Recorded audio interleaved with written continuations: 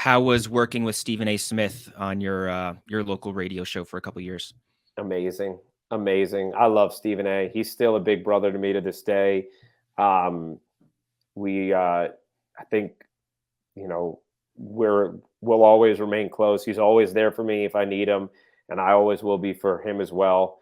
And he's just, I think the thing that, there's a lot of things that stood out to me about working with him. His insistence on mayo being on both sides of the bread on his turkey sandwiches, but also the fact that he is just such a smart businessman. He's brilliant. He's an incredibly intelligent human being.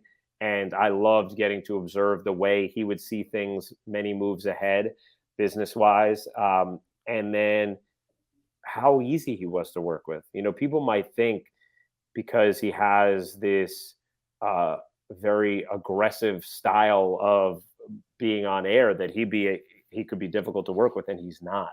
He is so easy to work with. He's a great teammate, and so I'm super grateful for the experience I had with him and the fact that we still have the relationship that we do.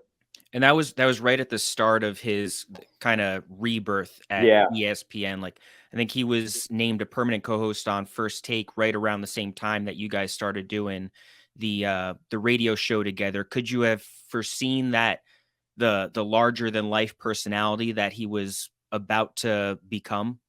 yeah, definitely. Because I had seen it the first time through, and then witnessing him up close, and he has a really unique way with words, and words stick. Like, part of this business is making phrases, making words stick.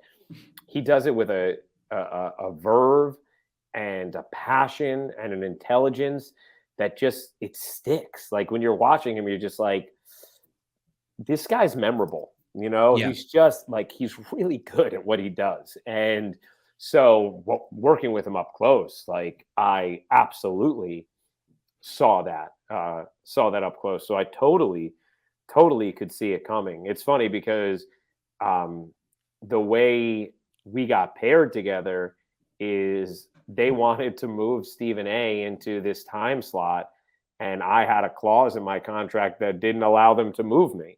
And so they just kind of like convinced so they first were talking to me about, I don't know if I really ever told this story, but they were talking to me about, like, hey, would you want to go to this time slot at night? And I'm like, no, I broadcast games. I can't do that.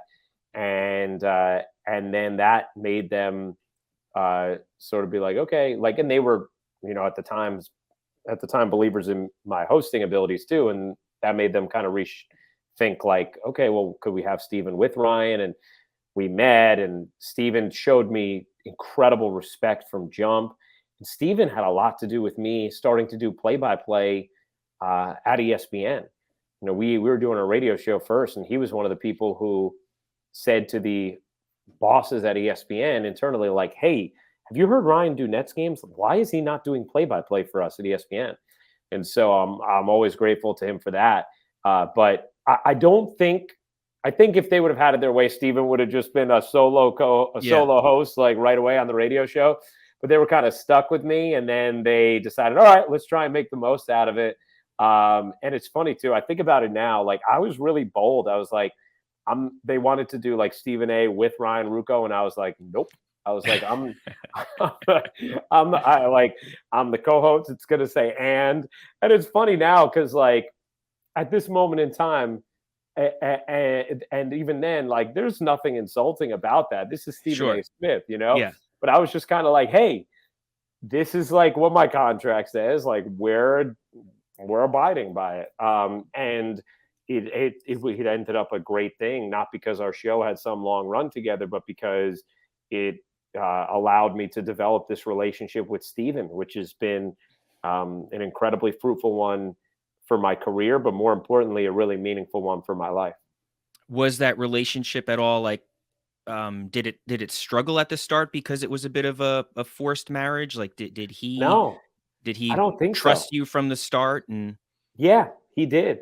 He did. He trusted me from the start. He was amazing to me from the start.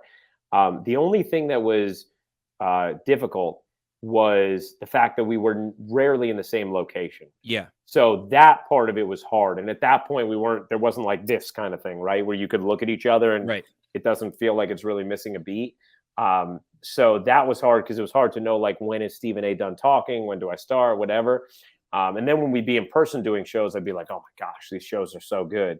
But that was the only hard part, was being in two different locations. But really from jump, he treated me like his brother.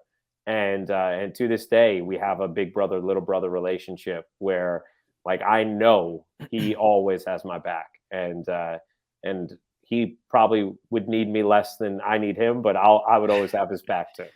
What's amazing to me about Stephen A. Smith is just his lack of complacency. Like in the last 11 or 12 years or so, he went from returning to ESPN in a bit of a small role to becoming the face of ESPN. And now at 55 years old and as the face of ESPN, he still seems like he's starving for more. Like he's talking politics now. He's floating the idea of running for office. He wants to take over for Jimmy Kimmel. He wants to act. He wants to produce content. And regardless of whether you're a fan of Stephen A. Smith or not, like everybody has to respect that desire to never settle, to never get complacent. Yeah, his work ethic is second to none. And I would never bet against Stephen A. Smith. Whatever he wants to do, he is capable of pulling off. Of that, I am 100% sure.